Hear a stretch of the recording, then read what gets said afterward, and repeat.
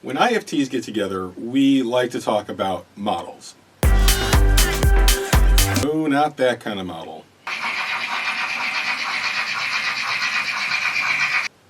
And not that kind of model either. I'm talking about educational models. And those educational models are going to help lay the theoretical foundation for how we can take what we've learned during the COVID-19 pandemic and improve upon it in the fall when we come back to, hopefully, a more normal routine.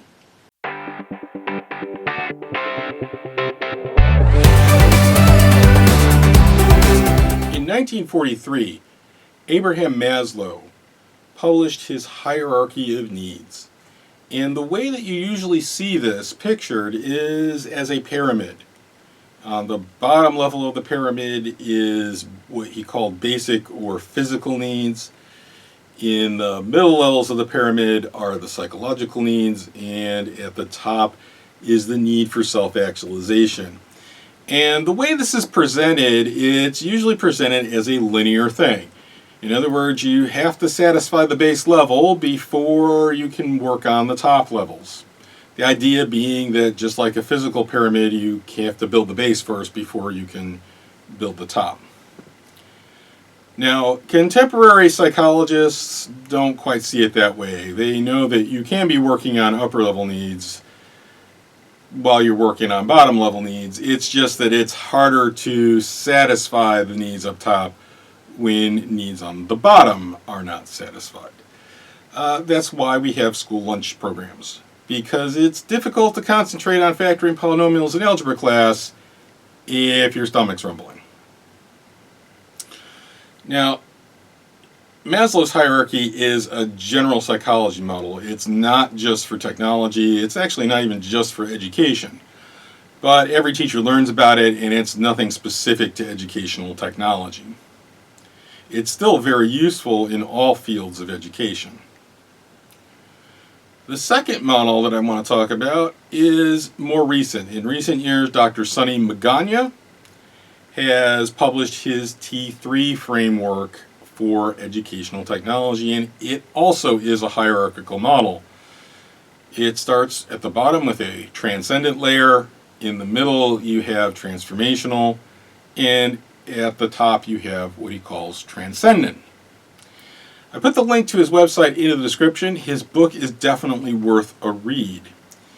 Now, this is not a general psychology theory like Maslow. This is centered on K-12 educational technology integration, so it's more specific to the job that I do. But it's very similar, and you probably can already see some alignment between Maslow and Dr. Magana. What I like about Dr. Magana's model is the progression. It gives teachers a way to kind of think about their lesson planning and move up a lot easier than some of the other models that we talk about as IFTs. But what I think is missing from it is that those base needs or those physical needs. So what I have done is I've combined these two, and I call them, for lack of a better name, the Maslow-Magana technology hierarchy.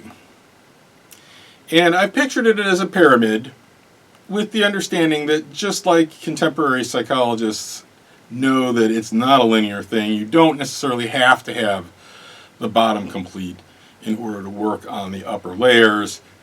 It's still nice to think about it as a pyramid because it's harder to work on those upper layers if you don't have the bottom layers in place.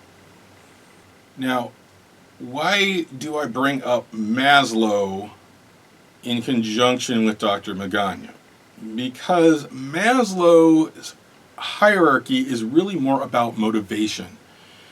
And there's two types of needs that cause motivation. The first type of need is deficit needs, and the idea is you're missing something, and as you fulfill those needs, your motivation to continue decreases. I mean, if you were hungry and you ate, you aren't really motivated to eat more. That's a deficit motivation. Growth needs, however, cause more motivation as they're met. Now, the graphic that I'm showing you shows a discrete cutoff, but I think contemporary psychologists would agree with me that it's really more of a spectrum, that your deficit needs sort of fade into growth needs, and there isn't any one particular point at which they're cut off. So the idea is, if we take students and we move them higher up on the pyramid, the higher we go, the more we're moving into those growth needs, which intrinsically motivates students. And ultimately, that's what we want. We want students to be motivated to learn. So we really need to move them up. The question is, how do we know that we're doing that? Well, in 2020, the Virginia Department of Education published the Digital Learning Integration Standards of Learning, the DLI SOLs. And I put the link to that webpage in the description. I personally like to look at the document that has all of K-12 on it rather than the separate grade bands. And the reason is you can easily see the progression in the performance indicators. In fact, for those of us on the high school level, it's kind of a built-in rubric already. And the idea is that these performance indicators talk about those theoretical models, not just what I was talking about with the Maslow Magana hierarchy, but some of the other educational technology models out there. And it kind of creates these things that you can use to see in your planning. Are you planning lessons that are higher up in that hierarchy? How far have students come when you're assessing them? How far up in that hierarchy are they? So these are going to be tools that we're going to talk about going forward. You see, we've learned so much in the COVID-19 pandemic response. I am simply amazed at the job that all of my colleagues here at John Champ High School have been doing to respond to the COVID-19 pandemic and having to teach in distance learning and now hybrid. You've all done amazing things. And I know my IFT colleagues at the other schools in the county would say the same thing. But it's time to start thinking about taking it to the next level. Because in the fall, we're going to come back to what is hopefully something more normal. We don't want to lose what we've learned, and we want to build on it. You see, in the beginning of the pandemic, over a year ago now, the first thing we worried about was, do students and teachers have enough devices and have enough internet access? And if you think about that, that's the very bottom level of the hierarchy. Then we talked about starting to meet online and things like, how can we keep it secure? How do we make sure that only the right students get into the right class and nobody from the outside gets in? Those are security issues, and that's the second level up on the hierarchy. We also have been using Schoology. And as wonderful as Schoology is, it does a lot of things that save us time, decrease our effort. If you think about it, it's only on the translational level. If you have Schoology grade a quiz, that's automation. If you put resources in Schoology for students to read or videos for them to watch, that's consumption. Schoology in and of itself doesn't move beyond the translational level. It's the lessons that you plan that move students up on the hierarchy into the transformative and transcendent levels.